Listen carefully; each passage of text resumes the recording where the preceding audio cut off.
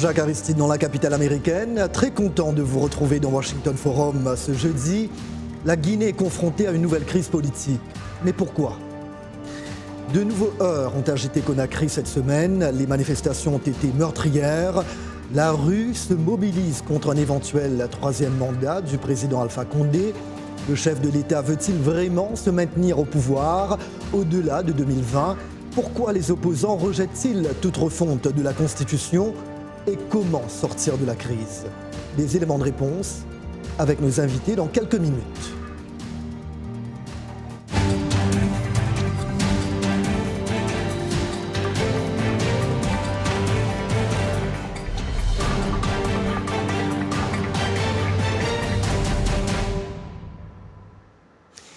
Bienvenue et mille merci pour votre fidélité à Washington Forum que vous propose VOA Afrique. L'accalmie est revenue à Conakry ce jeudi après 3 jours d'affrontements meurtriers. Le gouvernement guinéen a appelé au dialogue. Quant au procès des principaux initiateurs des manifestations, il a été suspendu jusqu'à vendredi. Un survol des derniers développements avec Irénée Hermanungbu. Conakry est en effervescence sous l'impulsion du FNDC, le Front National pour la défense de la Constitution. À l'origine de ces affrontements sans précédent, un éventuel troisième mandat pour le président Alpha Condé que contestent les manifestants. Nous ne sommes pas pour la modification de la Constitution. C'est la raison pour laquelle nous sommes. Notre objectif, c'est pour ne pas qu'Alpha Condé s'éternise au pouvoir. Parce que quand il modifie la Constitution et il vote un référendum, cela veut dire qu'il va s'éterniser au pouvoir. À bas la nouvelle Constitution, les gens sont sortis pour dire qu'ils n'ont pas d'accord pour la troisième mandat en Guinée, puisque la Constitution guinéenne ne permet pas de quelqu'un de se présenter pour la troisième mandat en Afrique. Les manifestations ne se sont pas limitées seulement à Conakry, la capitale. Plusieurs autres villes du pays ont été également secouées par les réfractaires à un troisième mandat. Dans la foulée, le bilan est d'au moins 9 morts et plus de 200 manifestants arrêtés. 8 responsables du FNDC qui rassemblent des partis d'opposition, des syndicats et des membres de la société civile ont été entendus par le tribunal de première instance de Dixine. Le procès a été suspendu jusqu'à vendredi.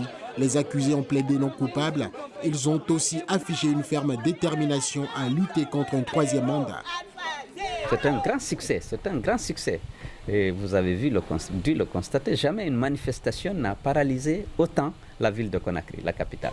En l'état actuel, nous avons affaire à des républicains qui se battent pour le respect de notre Constitution. Ça ne sert à rien que nous perdions un citoyen, 2 citoyens, c'est une perte immense pour la nation, car le sang d'aucun Guinéen ne doit être versé dans un contexte d'accrochage pendant que le verbe, les mots peuvent trouver la solution. C'est dans ce branle-bas que l'ONU a appelé tous les acteurs à renouer le dialogue et à faire preuve de calme et de retenue. L'organisation, dans un communiqué conjoint avec les représentants de la CEDEAO, de l'Union européenne, des États-Unis et de la France, demande aux Guinéens de bannir tout recours à la violence ou l'usage disproportionné de la force. Ce qui, selon les manifestants, semble ne pas être le langage que comprend le président Condé. Il est l'heure maintenant d'accueillir nos invités. Dr Sona Konaté, vice-présidente de l'ONG Seal of Hope. Elle est basée dans le Maryland et œuvre dans l'humanitaire en Afrique et aux États-Unis. Elle dit observer de près la vie politique dans son pays natal, la Guinée. Avec nous également Hamidou Ba, coordinateur au Canada du FNDC, le Front National pour la défense de la Constitution. Il nous rejoint via Skype de Montréal. Et de notre studio de Paris, Louis Kemayou, président du Club de l'information africaine. Le journaliste a également fondé et dirigé l'association de la presse panafricaine. Louis Kemayou, je voudrais commencer par vous afin de nous donner quelques repères. Et qu'est-ce qui explique l'actuelle crise politique en Guinée, d'après vous, et qui en sont les acteurs ? Je pense que la crise actuelle est en grande partie due au fait que le président Alpha Condé ne veut pas sortir de l'ambiguïté qui entoure son projet de révision de la Constitution. Il a fait de nombreuses déclarations qui laissent à penser qu'il pourrait éventuellement, à la suite de la réforme de la Constitution briguer un troisième mandat. D'abord, dans un journal sénégalais, il avait expliqué que s'il y a révision de la Constitution, rien n'empêche un troisième mandat. Ensuite, il avait expliqué dans une autre sortie que si les opposants veulent la bagarre, il quittera ses habits de président pour entrer dans l'arène et faire jeu égal avec eux. Et puis, il y a eu sa dernière sortie également, quand il était à l'ONU, à l'Assemblée générale de l'ONU, où il a laissé comprendre qu'il y aura effectivement une révision de la Constitution. Et donc, tous ces éléments mis bout à bout laissent penser qu'il a lui-même créé une ambiance de psychose autour de ce projet de révision constitutionnelle. Et donc, pour éviter que ça dérape, je pense que c'est ce qui a fait que la société civile, plus que les partis politiques, parce qu'il ne faut pas oublier que c'est la société civile qui, au premier plan, dans cette réforme, a décidé de contrôler son avenir à travers ce Front national pour la défense de la Constitution. Et donc, cela veut aussi dire, étant donné qu'il y a un statut de l'opposant principal qui a été accordé à Cellou Dalein Diallo, que ce statut-là et puis tous les leaders de l'opposition sont en quelque sorte à la remorque de la société civile.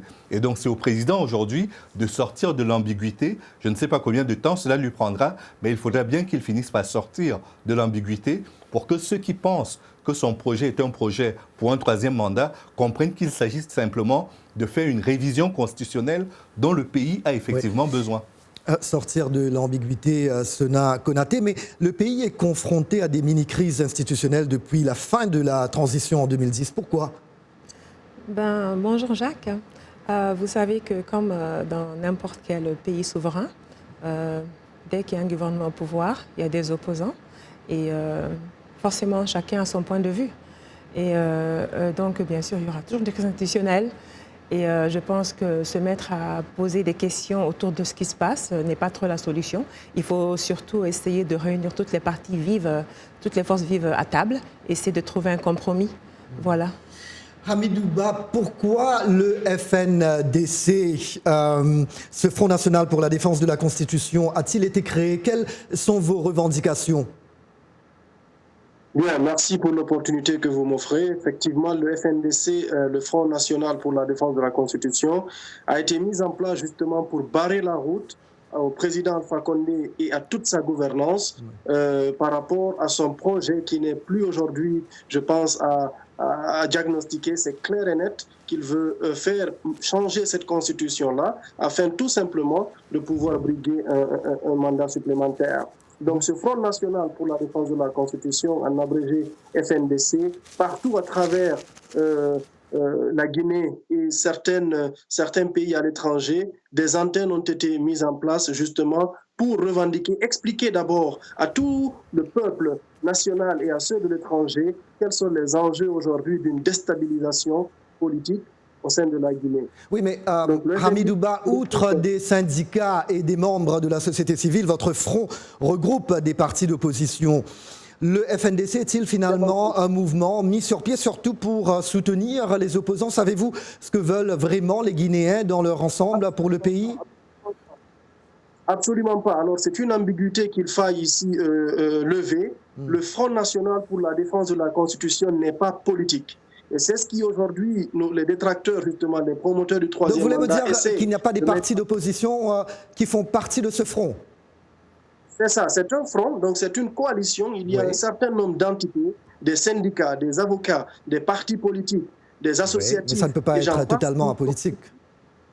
Ce front-là. Oui.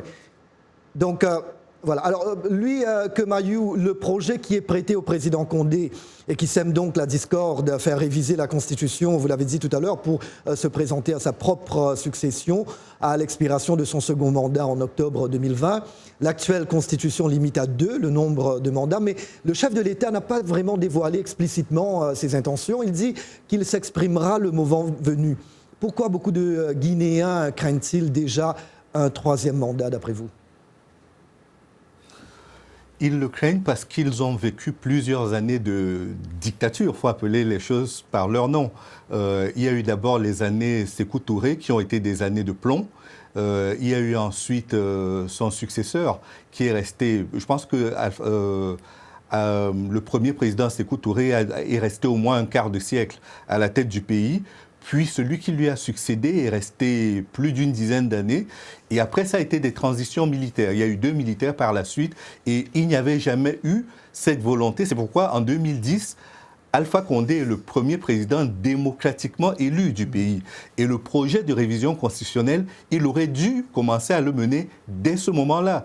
Et c'est parce qu'aujourd'hui, il le fait à la fin de son mandat qu'on lui prête des intentions de vouloir se présenter une 3e fois. Mais je pense que la Guinée a véritablement besoin qu'on retoilette ses institutions, qu'on les renforce, afin que la démocratie et les institutions fonctionnent de façon fluide. Mais le risque qui a été pris de la part du président Condé, c'est de faire coïncider cela avec la fin de son 2e mandat et surtout les déclarations qu'il a faites au préalable. Mais je crois que de toute façon, c'est le problème ethnique aujourd'hui qui est quand même au cœur de tout cela, parce que même quand on parle d'opposition, il ne faut pas oublier qu'il y a quand même une constitution sociologique de la Guinée qui fait qu'il y a les Malinqués contre les Peuls. Je n'aime pas cette analyse essentialiste, mais c'est essentiellement autour de cela que tourne aujourd'hui la contestation contre Alpha Condé.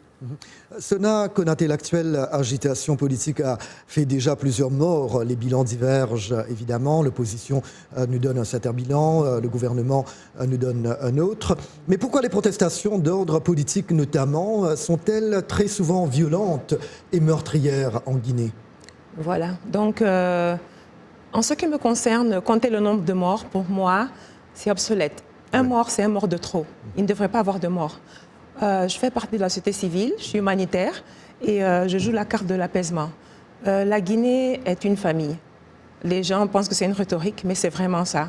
Nous sommes, comme mon prédécesseur vient de le dire, nous avons beaucoup d'ethnies en Guinée, mais les Guinéens en général sont vraiment... vivent bien ensemble. Et donc, je pense que c'est une question un peu de manque de communication, peut-être de politisation de la chose, qui fait que ça déborde un peu en mort d'homme. Et donc, on devrait vraiment devoir jouer la carte du dialogue, de la communication pour éviter tout dommage collatéral, comme je l'appelle. Hamidou Ba, vous venez de l'entendre, politisation de la chose. Votre front appelle à manifester pacifiquement. Vous prêchez également l'arrêt de toute activité dans les mines, dans les banques ou dans les stations essence. Mais on vient de le dire, les manifestations ont déjà fait des victimes, alors que l'économie du pays peut également souffrir lourdement. Vos actions sont-elles bien réfléchies ? Absolument, absolument. Alors, tout est bien réfléchi. Effectivement, c'est une catastrophe. Il y a déjà 9 morts, de centaines de blessés. Donc, c'est le moment aussi d'adresser nos condoléances à toutes ces familles-là. Mais le combat mérite d'être mené. Aujourd'hui, ce n'est pas les manifestations du FNDC, lancées par le FNDC, qui font en sorte que la Guinée est l'un des pays les plus pauvres au monde. Malgré tout, après 9 ans de présidence, si c'était une question purement et simplement économique, je pense qu'il y aurait eu de quoi pour que cette gouvernance-là fasse quelque chose. Mais la question n'est pas là. Mes prédécesseurs l'ont dit. Pour connaître un peu pourquoi est-ce que cette situation-là est là, il faut savoir qui est le professeur Alpha Condé. Après 40 ans de lutte politique, il a été le premier opposant démocratiquement élu. Il y a eu des sacrifices qui ont été faits pour accepter, justement, comme on ne va pas refaire l'histoire, mais pour même accepter son élection, il y a eu des sacrifices qui ont été faits. Et aujourd'hui, c'est ce même président-là qui, à un moment donné, suscité l'espoir de tout un peuple quant aux années néfastes que la Guinée a connues, pour avoir un espoir démocratique, c'est ce même président aujourd'hui qui dit écoutez le peuple et qu'il attend le moment venu pour se prononcer. Mais il l'a déjà fait à New York quand il est venu récemment. Il a dit aux gens de se préparer au référendum, tandis qu'il avait par ailleurs demandé à son Premier ministre, le Dr Kassori Fofana, de lancer des pseudo-consultations, parce que nous, au niveau du front, on les appelle des pseudo-consultations, on n'y a pas pris part pour la plupart. Donc, sans même attendre les résultats de ces dites consultations-là, il est venu à New York, il s'est prononcé, il a demandé à ses militants d'être prêts au référendum. Donc, la question, elle est clairement posée. Les intentions, les velléités ne sont plus des velléités, ce sont vraiment des actes posés. Il y a ces lieutenants qui sortent partout, qui demandent à toute la population, dans des langues nationales, de le laisser terminer ce qu'il a commencé. mais la Guinée a des millions et des millions de personnes. Il y a d'autres qui sont capables aussi. Et il fallait absolument que le professeur Alpha Condé, lui, après 40 ans de lutte pour qu'il y ait une démocratie, qu'il ait un gouvernement autocratique, qu'il ait un pouvoir autocratique. C'est absolument inacceptable pour nous aujourd'hui. Et pour revenir sur les manifs, le gouvernement affirme que la mobilisation est illégale, la faute de déclaration officielle préalable. Il justifie l'intervention des forces de l'ordre et les multiples arrestations d'opposants par les atteintes à la sécurité publique.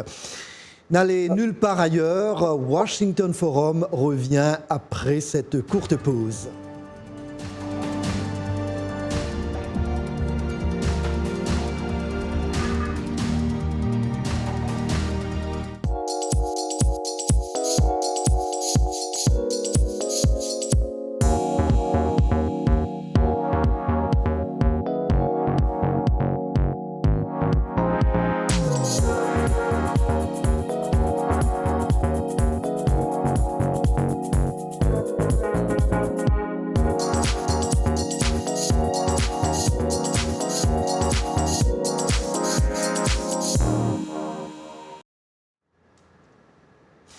Jacques Aristide de retour avec vous dans Washington Forum. Merci d'être toujours des nôtres. Nous braquons les projecteurs sur la crise politique en Guinée.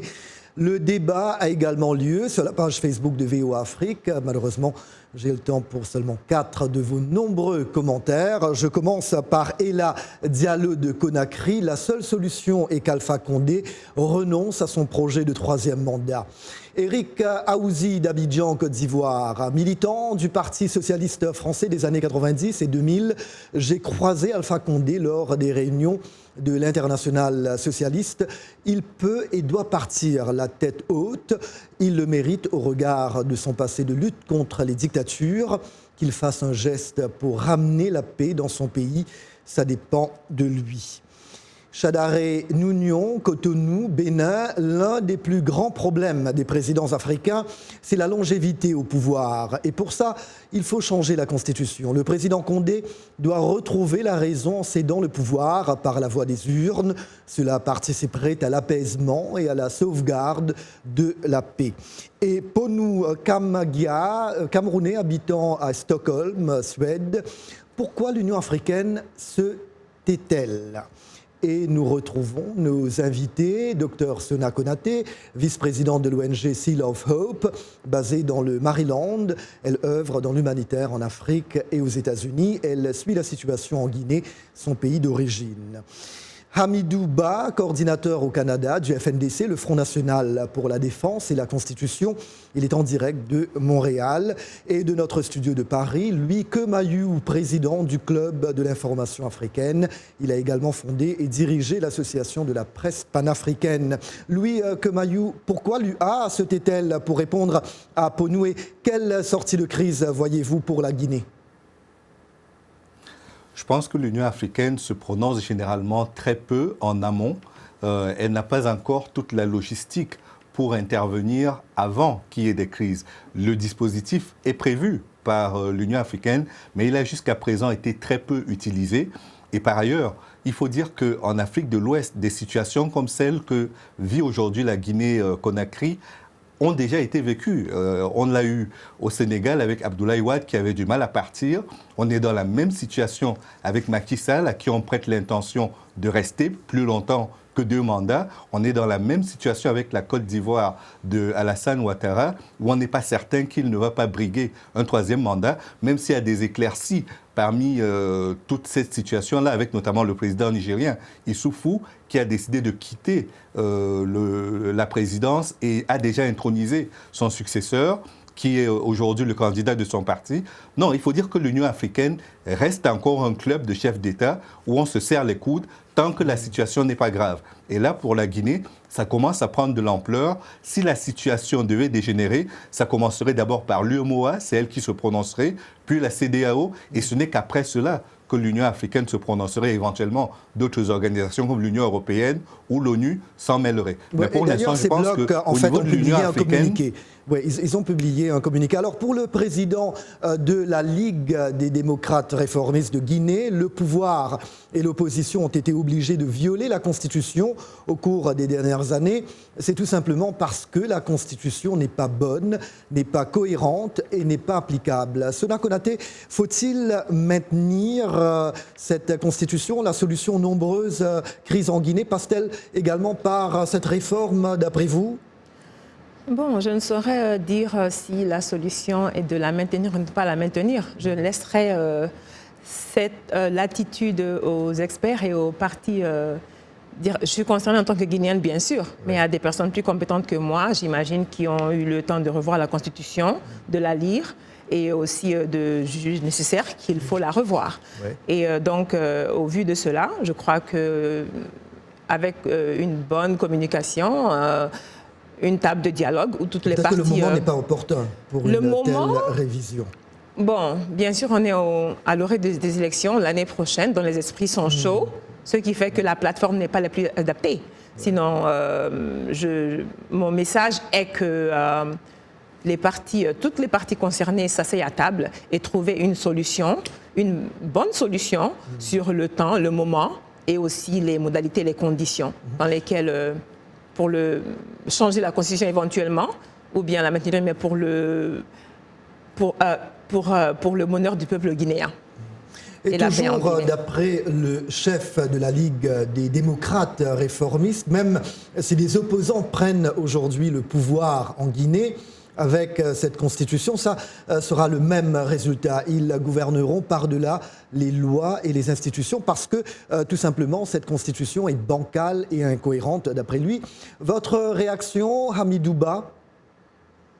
Mais je m'inscris tout simplement en faux par rapport à cette dernière déclaration que vous venez de citer. Cette constitution, quelles que soient aujourd'hui les failles de cette constitution, il aurait été opportun qu'à l'entame du premier mandat du président Alpha Condé, qu'il soulève ces failles-là et puis qu'il soumette à ce moment-là, c'est une nouvelle constitution pour que le référendum soit fait déjà en 2010 quand il a été élu. N'oubliez pas qu'il a prêté serment par 2 fois sur cette constitution-là. Alors si cette constitution-là n'est pas légitime ou peu importe les noms qu'on lui prête aujourd'hui, ça signifie tout simplement que même la présidence du professeur Alpha Condé ne serait pas à ce moment-là légitime. Je pense qu'il faut que les gens arrêtent aujourd'hui de réfléchir dans ce sens-là. Il faut que nous comprenions que si c'est pas avec une constitution que si la constitution n'autorise pas tel ou tel que les lois seront respectées ou pas. Aujourd'hui, nous avons des gouvernants avec le professeur Alpha Condé qui ne regardent même pas les textes de loi, qui ne les respectent même pas. On a décrété depuis combien de temps ici l'interdiction totale de toutes les manifestations sur toute l'étendue du territoire. C'est une violation de cette constitution. Donc ce sont ces premières personnes aujourd'hui qui veulent nous faire croire que tout ce qui les a empêchés aujourd'hui de faire un décollage économique ou peu importe au niveau de la Guinée, c'est cette constitution. Je pense que l'opinion a complètement compris ce jeu aujourd'hui et que le peuple est décidé, le Front National pour la défense de la constitution est décidé à aller jusqu'au bout. Nous avons 5 revendications principales.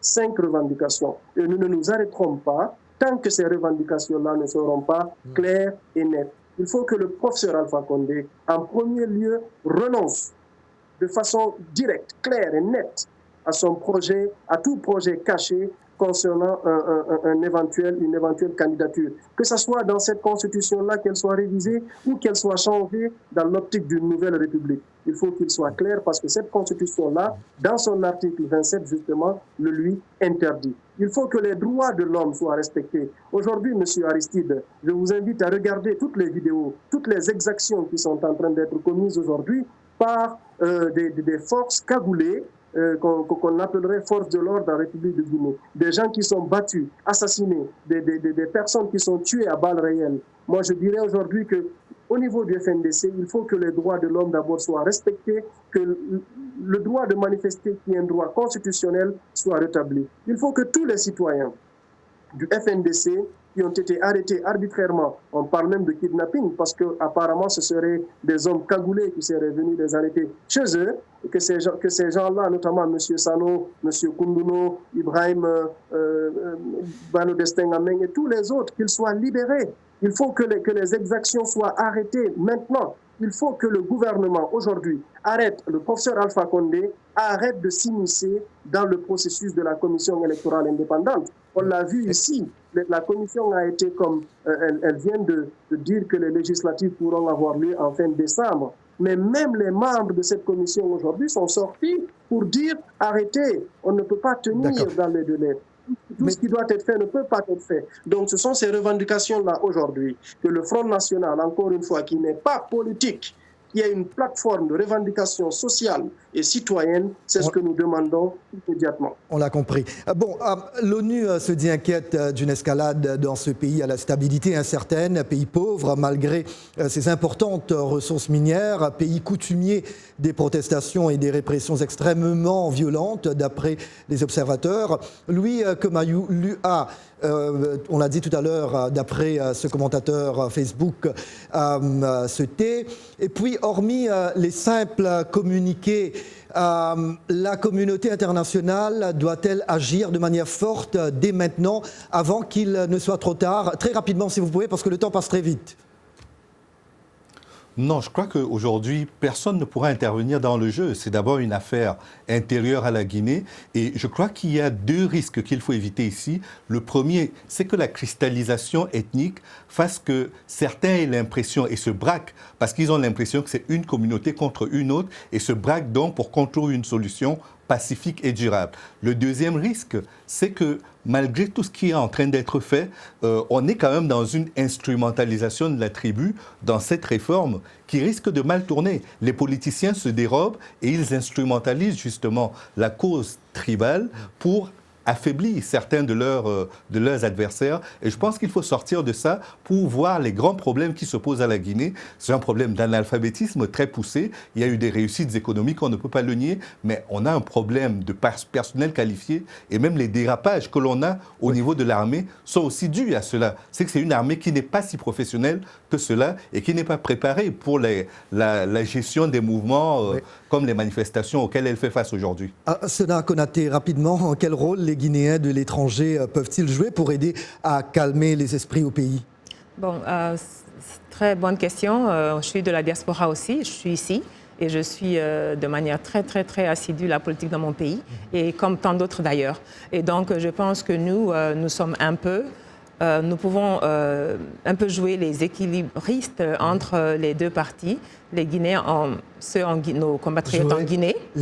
J'aurais aimé poser cette dernière question à Hamidou. Le gouvernement a tendu la main à l'opposition. Le ministre de l'administration du territoire, le général Bourema Condé, affirme que la porte n'a jamais été fermée. Il appelle les acteurs politiques au dialogue. Cela ne sert à rien de verser le sang pendant que le verbe, les mots peuvent trouver la solution. C'est lui qui l'ajoute. Hamidou, très rapidement, votre front, les opposants, les syndicats, allez-vous accepter cette main tendue du gouvernement pour éviter le pire? En deux mots. Alors, nous ne pouvons pas, comme vous pouvez le constater, nous prononcer. Tous nos leaders aujourd'hui sont arrêtés. Vous n'allez pas accepter cet appel au dialogue? Il faut que ces leaders-là soient d'abord libérés pour qu'ils puissent se réunir et puis discuter. Seuls les quelques membres qui sont là à liberté, on ne peut pas prendre une décision à ce moment-là. Mais le général Bourema Condé a perdu toute crédibilité auprès de la Guinée, il le sait lui-même. Voilà, point final à ce Washington Forum. Merci à tous nos invités. On va certainement suivre cette actualité en Guinée pour vous. Un petit clin d'œil à nos radios et télépartenaires, dont nos amis et confrères de TV Évasion en Guinée. Merci à vous. Et bien évidemment, merci à vous, chers amis fidèles de la VOA. Merci de nous avoir accueillis chez vous. C'était Jacques Aristide à Washington. Je vous dis à très bientôt. Take care. Prenez bien soin de vous.